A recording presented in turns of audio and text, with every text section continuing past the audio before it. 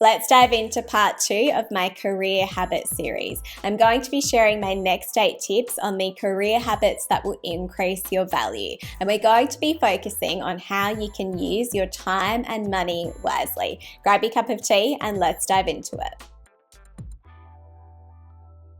If you haven't caught my previous episode on the first 8 habits that I shared in this series, then that is all good. You can tune into that episode if you want to after, but these habits are going to be standalone in themselves. So let's dive into habit number 1. My first career habit is to know the cost of your commute. There is data that shows that the average commute worldwide is 72 minutes, and in Australia this is around 54 minutes. And the Australian data also shows that the average commute, the cost of getting from A to B as a part of your work, is $20 a day.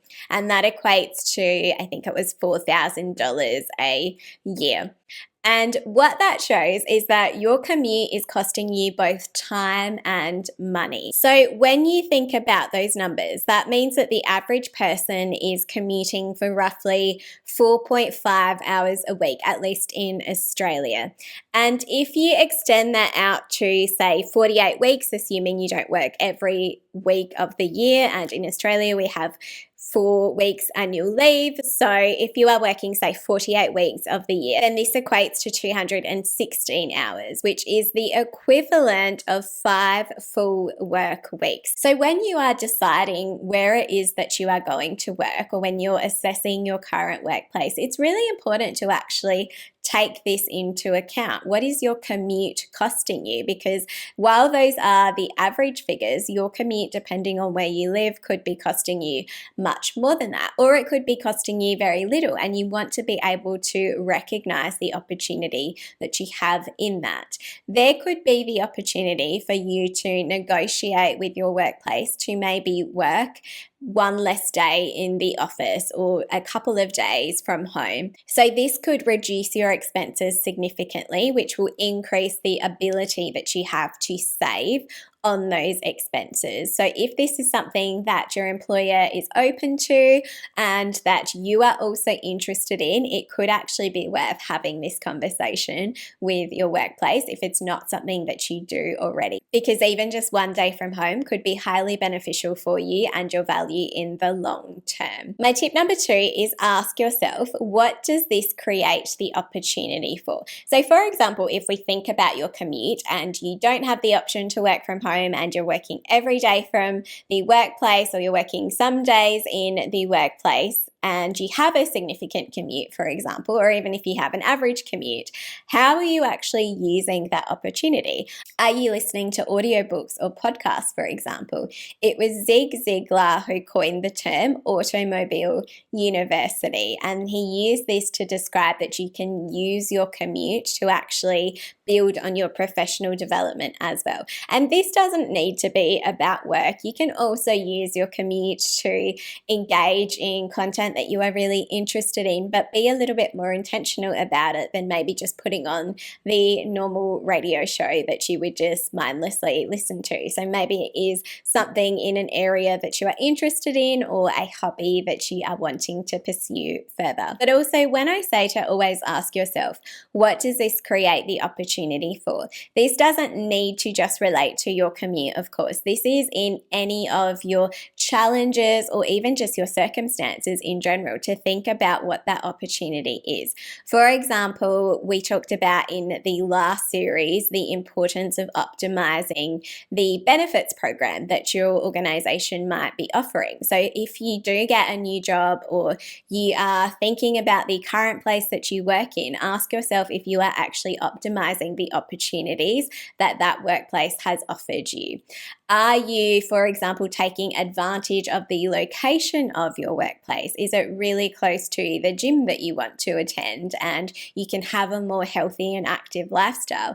Is it close to healthy food options? Even in the little details, ask yourself what this is creating the opportunity for. If you have the luxury of, say, a 1-hour lunch break, how are you actually using that time? Maybe use that time to read books, maybe you listen to podcasts, maybe use it to catch up with friends that work nearby, maybe use it to catch up on the latest articles in your industry. But how are you actually using that opportunity? Also, one thing that I think people can often overlook as well is the opportunity to be mentored by people in your organization. For example, if you are still climbing the ranks in your organization, or even if you have a more senior role, always ask yourself, who here has a lot of experience that they have to offer, and how can I maybe approach them to learn more from them and maybe formally or informally receive mentoring from them. The point is, whatever your circumstances, to ask yourself what the opportunity could be. And I know I've used the example of commuting a bit, but if you do actually work from home, ask yourself what that allows the opportunity for. So because you don't have a commute, what do you do with that extra time? What are you engaging with in that time? Are you learning new things? Are you reading? Are you listening to podcasts? Or are you using the time to exercise or spend more time with your family during that time? But ask yourself, if you have that benefit, how you are making the most of that opportunity. Number 3 is to leverage job stability while you have it.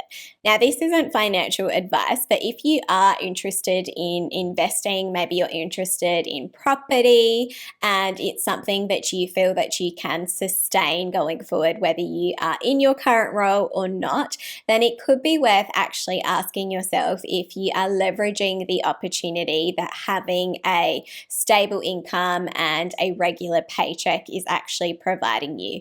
And that is in relation to, for example, if you were to apply for a loan with the bank, they are usually a lot more favorable to people that are able to show a regular income. They love job stability, and it can be a lot more challenging if you have recently switched jobs. You need to be able to show a longer career history, and if you are working for yourself. So if you are thinking about changing jobs or starting a business, it could be worth actually asking yourself what opportunities exist in your current workplace and leveraging those opportunities. That said, as I mentioned, making sure that if you are pursuing that it is something that you can sustain regardless of what your current income is with your current workplace. Which actually leads really nicely into tip number 4, which is to avoid lifestyle creep. Lifestyle creep, which can also be called lifestyle inflation, is about when you increase your expenses because your income has increased. So it's just those little upgrades that we do when we get a new job or we get promoted or we get a pay rise. For example, you might buy a fancier car. You might start to spend more money on eating out. You might subscribe to more things. You might buy a fancier, bigger house. And all of these things add to your overall expenses. So that is what we mean by lifestyle creep. No matter what your income, this is about starting to engage in more of those things that you might not have previously as your income increases. But the issue with lifestyle creep is that it is related to your income. So when you increase your income, you increase your expenses, it means that you are more tied to that income. For example, if you have a high paid job, but you also have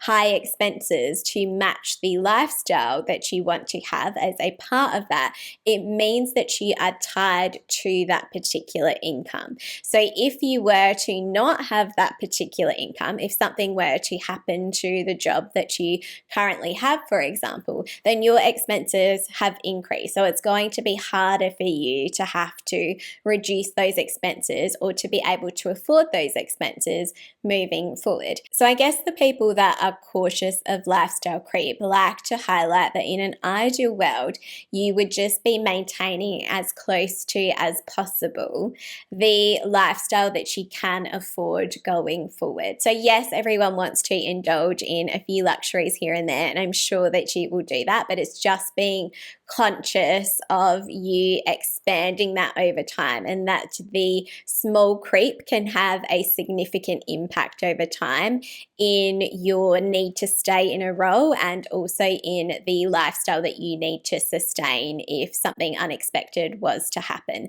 This is something as well that was really highlighted to me when I read the book The Psychology of Money, which I talked about in an earlier episode about money mindset.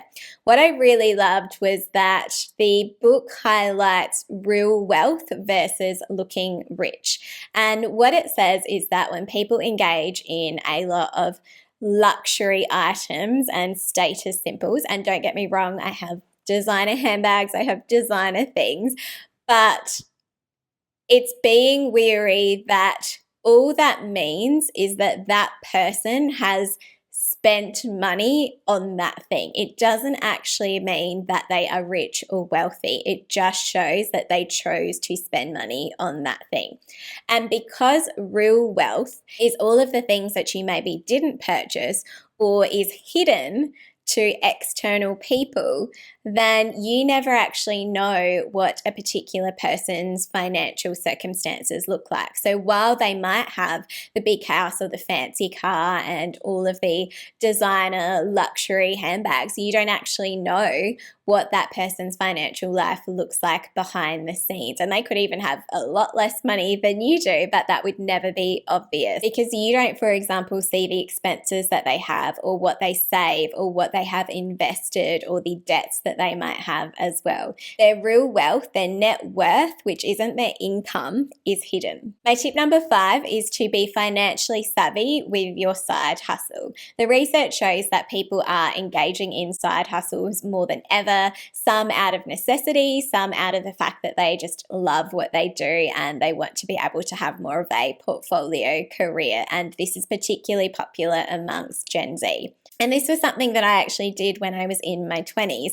I worked in fashion and it was something that I did just purely because I loved it. Yes, the financial benefit was a really nice bonus, but I just loved being there. I loved the work and I would do this on the weekend alongside my marketing and communications career. But what I wasn't thinking about was being super strategic with what I did with specifically that extra income. So instead of money just going into a pool of savings, for example, or being a bonus in your income that week or that fortnight, how can you think about how that money could be allocated? So for example, maybe that money is allocated to savings. Maybe that money is allocated to a particular type of investment in shares or property or whatever it is that you are interested in.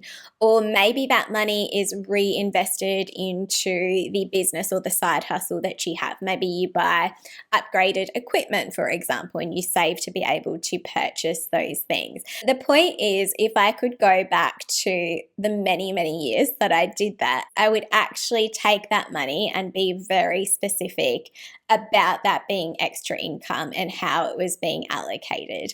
And that's not to say that you can't just use that money and enjoy life, but I think I would have just made it really clear that that could actually be separated out as a different thing and just not having it all in one big pool. And of course, you could just use this to have more fun and enjoy your lifestyle more.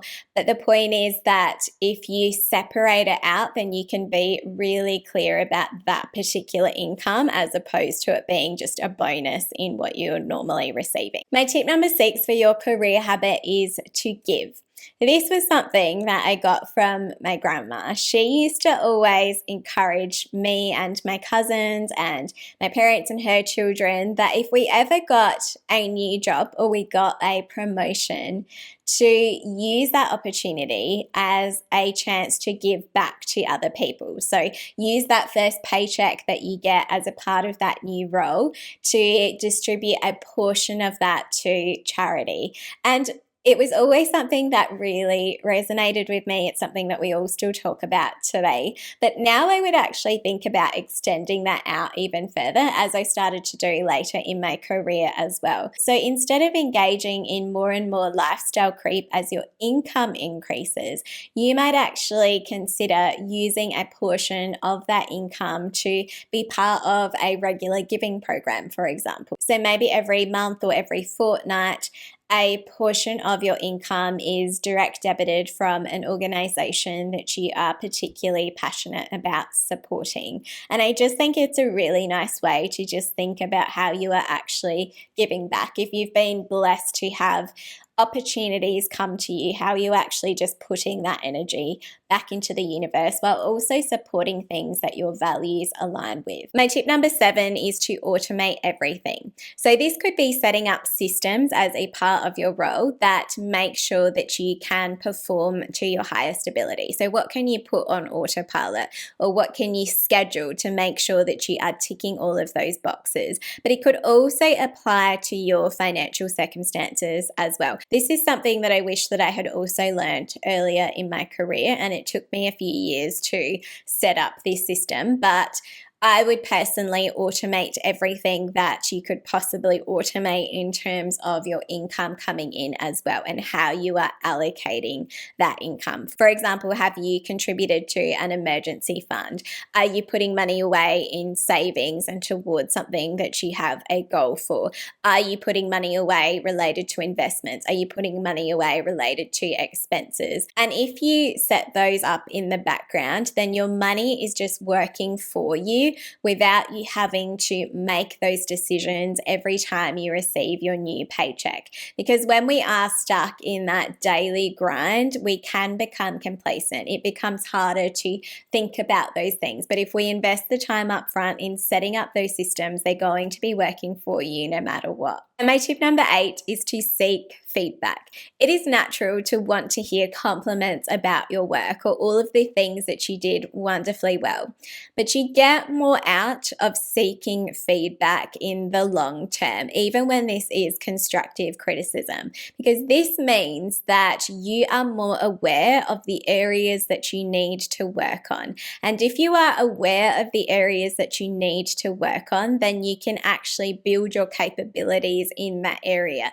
And if you build your capabilities in that area, then you increase your value to your organization and to your industry over time as well. We are generally always putting forward our best work. So we might have blind spots related to the things that we could improve on. And if your boss isn't comfortable sharing that with you, then you aren't actually aware of what those areas for improvement are. But if you are proactively seeking that feedback, then you are going to be accelerating your value and your growth in your career over time. Thanks so much. For more in this Career Habits series, subscribe for more like this, and I'll see you in the next episode.